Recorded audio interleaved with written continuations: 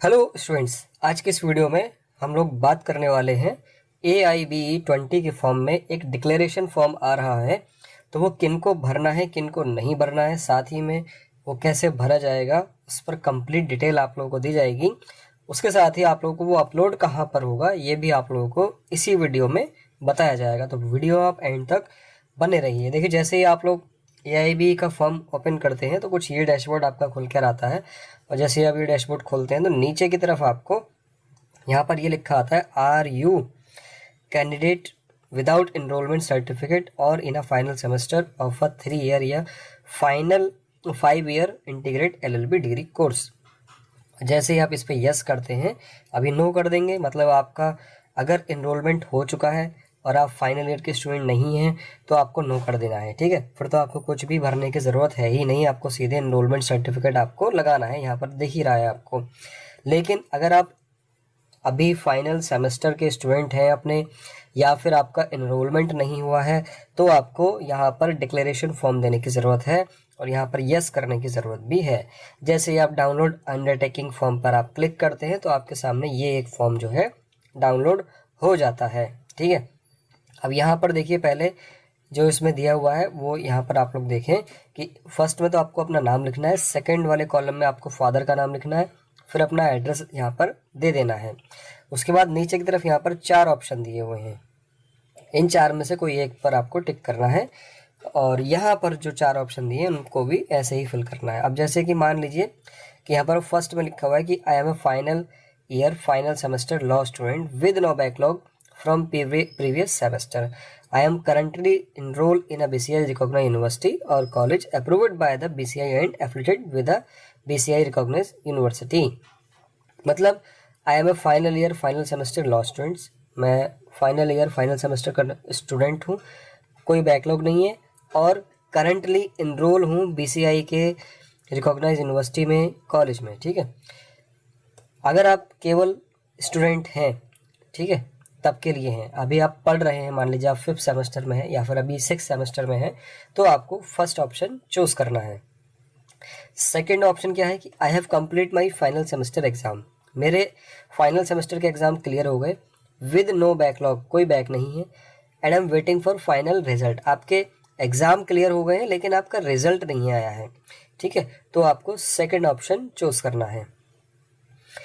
First वाले में final semester student हैं आप और सेकंड वाले में आपके एग्जाम हो चुके हैं फाइनल सेमेस्टर के। अब थर्ड वाला क्या है कि अगर आप लोग हैं I am a law student who has not yet enroll with the state bar council, मेरा लॉ ग्रेजुएशन कंप्लीट हो चुका है बट मेरा स्टेट बार काउंसिल जो रजिस्ट्रेशन है वो कंप्लीट नहीं हुआ है और ना ही मुझे अभी तक अपनी डिग्री मिली है, तो आपको थर्ड वाला ऑप्शन चूज़ करना है। अभी जितने भी ऐसे स्टूडेंट्स हैं जिनका रिजल्ट आ चुका है, जिनकी कोई बैक नहीं है, ठीक है, और उन्होंने अपना स्टेट बार काउंसिल में रजिस्ट्रेशन नहीं कराया है या चल रहा है, अभी प्रोसेस में है अभी, तो उनको थर्ड ऑप्शन चूज करना है।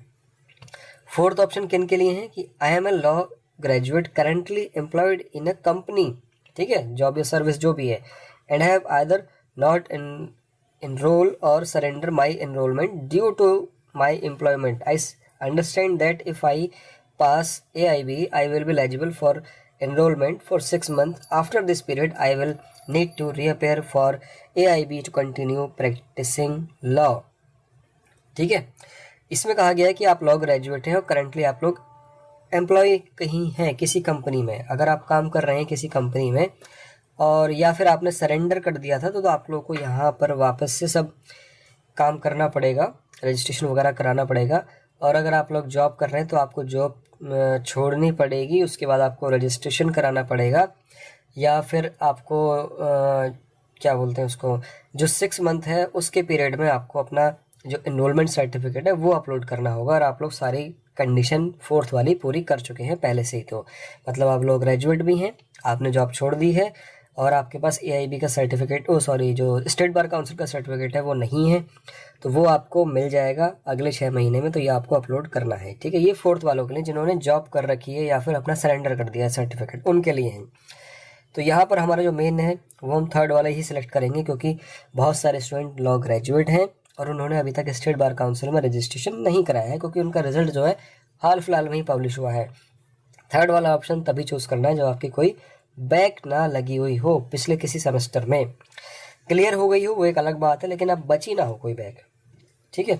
ये सारा करके आप लोगों को देना है। और यहाँ पर नीचे की तरफ अपने सिग्नेचर ऑफ कैंडिडेट यहाँ पर लिखा हुआ है, नेम ऑफ कैंडिडेट यहाँ लिखा है, डेट है, प्लेस है, और कॉन्टैक्ट इन्फॉर्मेशन आपकी जो फ़ोन नंबर ईमेल है वो आपको यहाँ पर देना है, ठीक है। यहाँ पर क्लियर भी कर दिया है कि फाइनल ईयर लॉ स्टूडेंट मतलब क्या है कि सेल्फ अटेस्ट एक scan marksheet for each semester इसमें आपकी लगेगी, नॉट क्लिकेड फॉर मोबाइल, मतलब स्कैन की हुई हो।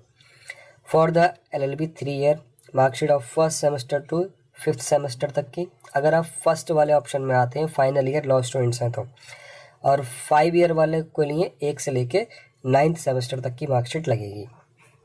लेकिन जो कंप्लीट कर चुके हैं यानी कि थर्ड वाले में आ रहे हैं तो उनको 1 से लेके 6 सेमेस्टर तक की स्कैन की हुई मार्कशीट लगानी है, और ऐसे ही 5 ईयर LLB वालों को 1 से लेके 10 तक की स्कैन की हुई मार्कशीट लगानी है, ठीक है। वो कहाँ लगानी है अभी आगे हम आपको बताएंगे। ऐसे ही आप लोगों को जब इस फॉर्म में आप आएंगे तो यहाँ पर देखो क्लियर वही लिखा हुआ है जो पहले अभी मैंने आपको बताया कि I am a final year final semester law student with no backlog.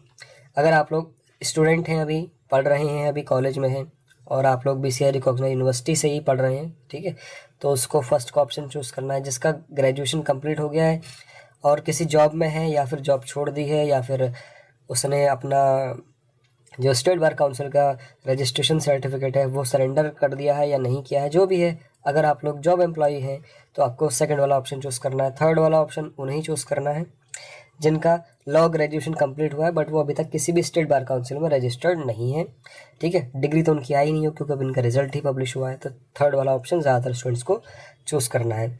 Fourth वाला जो ऑप्शन है किन्हें चूज़ करना है एक बार फिर से बता देते हैं कि जो फाइनल सेमेस्टर एग्ज़ाम है वो कंप्लीट हो गया है, कोई बैक नहीं है, और रिजल्ट आने की प्रतीक्षा आप कर रहे हैं, रिजल्ट आने का वेट आप कर रहे हैं, तो आपको फोर्थ ऑप्शन सेलेक्ट करना है। देन सेव पर्सनल डिटेल पे आपको क्लिक कर देना है। जैसे आप सेव पर्सनल डिटेल पे क्लिक करेंगे फॉर्म आगे बढ़ जाएगा। अच्छा, ये जो डिक्लेरेशन फॉर्म है ये आपको अपलोड कहाँ पर करना है वो हम आपको बताते हैं। तो देखो, डिक्लेरेशन फॉर्म अपलोड करने के लिए आप लोगों को आना है, यहाँ पर नेक्स्ट कीजिए, फिर नेक्स्ट, उसके बाद फिर नेक्स्ट करते हैं। अब जो आपने अंडरटेकिंग सर्टिफिकेट भरा है, जो अंडरटेकिंग फॉर्म भरा है, उसको आपको यहाँ पर अपलोड करना होगा, ठीक है। ये जो आता है यहाँ पर कि आपको मैंडेटरी डॉक्यूमेंट्स अपलोड करने हैं, यहाँ पर देखो क्या क्या करना है। यहाँ पर सारी बात ध्यान से सुन लो कि फर्स्ट में तो ग्रेजुएशन की मार्कशीट आपको अपलोड करनी है, फाइनल सेमेस्टर की, फाइनल ईयर की ही अपलोड करनी है ग्रेजुएशन की। तो फिर यहाँ पर अपनी 12th की मार्कशीट आपको अपलोड करनी है। उसके बाद यहाँ पर LLB की फाइनल सेमेस्टर लिखा हुआ है, लेकिन अगर आप लोग स्टूडेंट हैं, ठीक है, तब तो आप लोगों को यहाँ पर सारी मार्कशीट अपलोड करनी है 1 से लेके 6ठे सेमेस्टर तक, ठीक है। मतलब अगर आप लोग फर्स्ट वाले ऑप्शन में नहीं आते हैं जहाँ पर ये लिखा है कि आप पढ़ रहे हैं अभी, तो आपको 1 से लेके 6 की अपलोड करनी है। लेकिन अगर आप लोग पढ़ रहे हैं तो आप लोगों को 1 से लेके 5वें सेमेस्टर तक की मार्कशीट अपलोड करनी है, ठीक है। एक साथ मिला के तो आप लोग फाइल बना लीजिए और यहाँ पर अपलोड कर दीजिए, ठीक है। उसके बाद यहाँ पर 10th की मार्कशीट आप लोगों को अपलोड करनी है। अच्छा, जिन लोगों का फाइनल सेमेस्टर क्लियर हो चुका है और वो स्टेट बार काउंसिल में रजिस्टर्ड भी हैं, तो उनको तो केवल फाइनल सेमेस्टर की ही अपलोड करनी है, ठीक है। और यहाँ पर एनरोलमेंट सर्टिफिकेट अपलोड कर देना है। लेकिन जो बाकी के स्टूडेंट्स हैं, जो लोग अंडरटेकिंग फॉर्म भर रहे हैं, तो उनको डिक्लेरेशन फॉर्म यहाँ पर अपलोड करना है, ठीक है। डिक्लेरेशन फॉर्म ही यहाँ पर एनरोलमेंट सर्टिफिकेट आपका हो जाएगा।